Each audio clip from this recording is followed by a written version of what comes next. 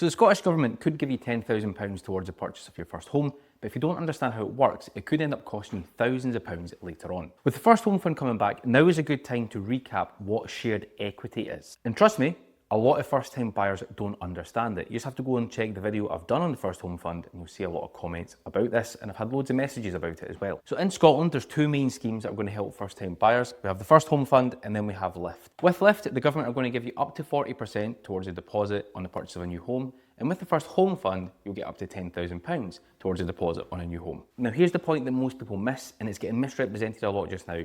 These aren't interest-free loans. The money is not free. The government gets their money back later on because they become a part owner of your property. So let's look at an example with First Home Fund. Say you buy for £200,000 and you get the full £10,000, so that's going to be a 5% share in that property. The rest will be funded via your deposit and your mortgage. One thing about the mortgage is you're going to have to go for a lender that does shared equity mortgages. This isn't all lenders. There are a lot of high street lenders, but it is limited, and generally you'll pay a little bit more in interest on these products. Another thing you'll have is you could potentially have application fees, valuation fees, and additional legal fees with both of these. That aside, once you've moved in, you just pay your mortgage as normal and you live in it. It is your house. You're not paying back this 5% monthly to the government. You're not paying interest on it as such. But where things do get interesting is later on. Now let's just say that 5 years have passed, you've come to the end of your fixed rate, and this property is now worth £250,000.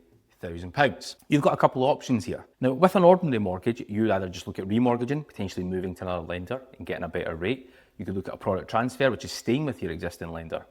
Or you might be thinking of selling. With a shared equity mortgage, you can't really remortgage it. You can't move it if you're keeping the shared equity there. So if you want to remortgage, you're going to have to buy out the first home fund, which means you might be stuck with just a product transfer, which could mean a worse rate. Not always, so I will stress that, but you might not be able to shop around and get the best rate. Crucially, with the remortgage, you're now having to buy out the share, you're having to borrow more, you're having to increase your mortgage. And it's not just to pay back £10,000, you've got to borrow enough to pay back 5% of this value. And that means if you're remortgaging to buy this out, you're now paying back £12,500, plus you're going to have to pay to get a valuation done, you're going to have to cover your own legal costs, and you're going to have to cover the government's legal costs. This is also a similar process when you come to sell, but that's the trade-off. It is not an interest-free loan as such. It is not free money. It's an equity share. This is how the government is getting their money back further down the line. But more importantly, what do you think? Would you take £10,000 today if it meant you could buy a property